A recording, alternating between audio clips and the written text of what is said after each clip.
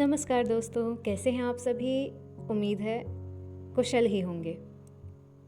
आज का हमारा अंक है 3 भावना एक उद्देश्य। पिछले अंक में हमने जाना कि किस प्रकार कुंवर छत्रसाल ने राजकुमारी विजया और राजकुमार विमल देव को परेशान करने वाले यवनों को दंड दिया और अपने पिता चंपत राय को गौरवान्वित किया। उसके बाद सभी ने माँ विंध्यवासिनी देवी की पूजा कर प्रसाद ग्रहण किया। अब आगे। संध्या काल की मनोरम छटा जय सरोवर में फैल रही थी।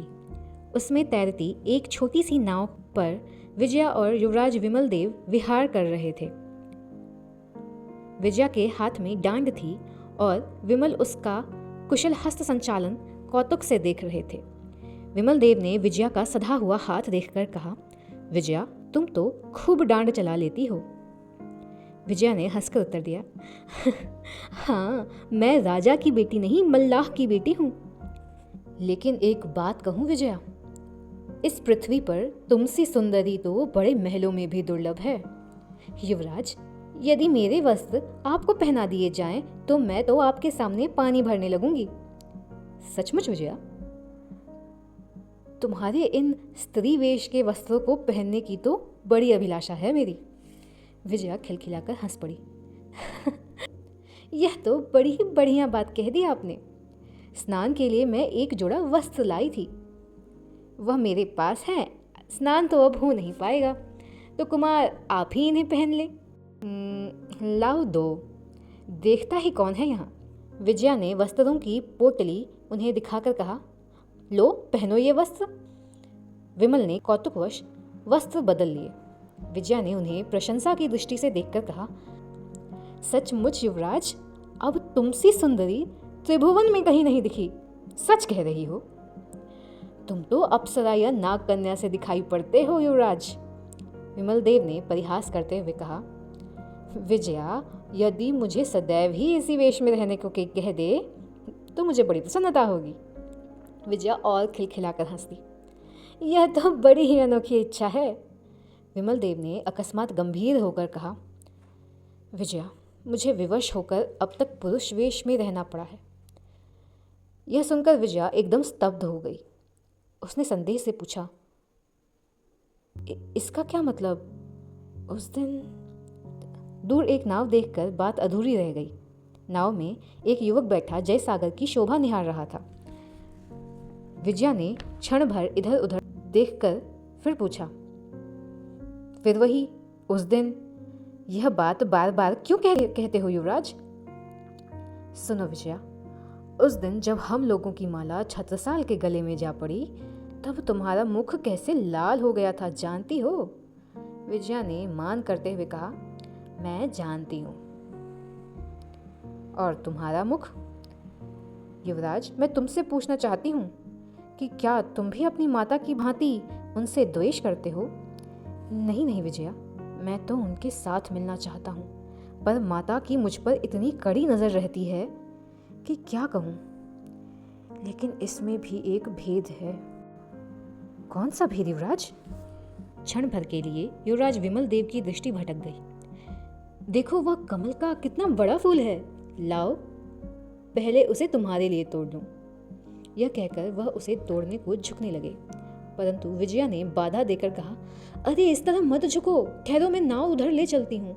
परंतु तब तक युवराज कमल लेने के लिए कुछ अधिक ही झुक चुके थे। संतुलन बिगड़ गया और नाव पलट गई। दोनों जल में गिर पड़े।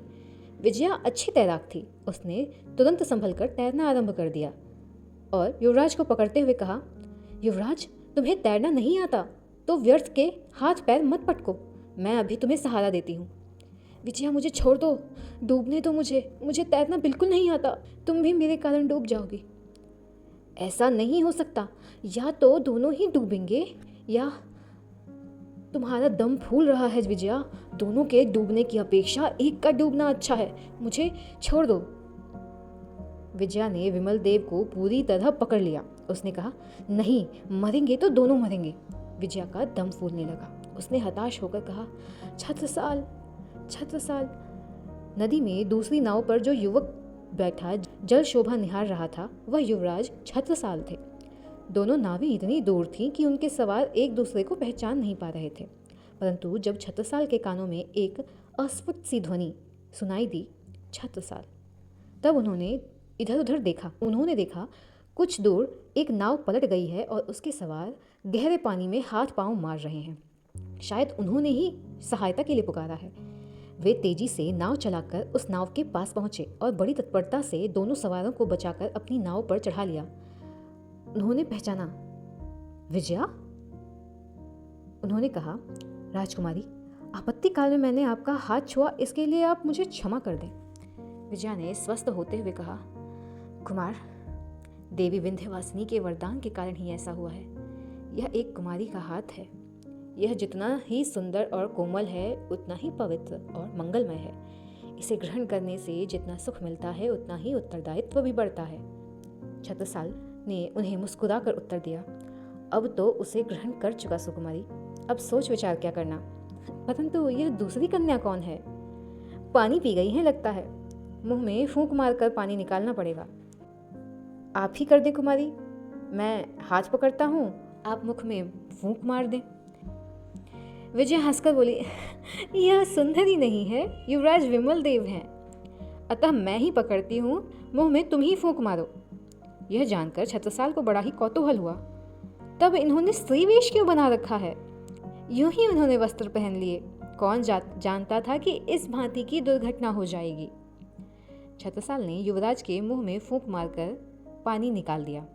विमल देव धीरे धीरे होश में आए और छत्रसाल को देखकर लजा गए। उन्होंने कहा, हम पर कुमार का बहुत बड़ा उपकार है। छत्रसाल ने उन्हें स्वस्थ देखकर सख्य भाव से कहा, युवराज विमल देव, बुंदेलखंड पर विपत्ति के बादल मंडरा रहे हैं। दिल्ली दरबार के एक सरदार को कैद करना, बादशाह से युद्ध ठानना है। आज नहीं तो 4 दिन बाद दिल्ली तक यह खबर पहुंच जाएगी। तब वहां से सेना भी आएगी और युद्ध होगा। ऐसी दशा में प्रत्येक बुंदेले को देश के लिए कुछ न कुछ करना चाहिए। तुम विजया ढांढेर के महलों में चली जाओगी और युवराज तुम ओरछा के महलों में पहुंच जाओगे। परंतु यदि स्मरण रहे तो इतना ध्यान रखना, आज तुम जिससे उपकृत हुए हो वे इस देश के लिए कठिन से कठिन संग्राम लड़ेंगे। तुम लोगों से हो सके तो अपने माता पिताओं को देश के लिए युद्ध करने को विवश करो। मेरा बस यही कहना है। नाव किनारे की ओर बढ़ रही थी। विजया ने एक प्रेम दृष्टि छत्रसाल पर डाली और मुस्कुरा दी। 3 यात्री 3 भावनाओं से ग्रस्त थे, परंतु उद्देश्य उनका एक ही था। इसके आगे क्या हुआ ये जानेंगे हम सोने का थाल के अगले अंक में। अगर कहानी आपको अच्छी लग रही है तो लाइक करिए और दूसरों को भी सुनाइए, शेयर करिए और हाँ, सब्सक्राइब करना मत भूलिएगा। तो मिलते हैं आपसे सोने का थाल के अगले अंक में। तब तक के लिए नमस्कार।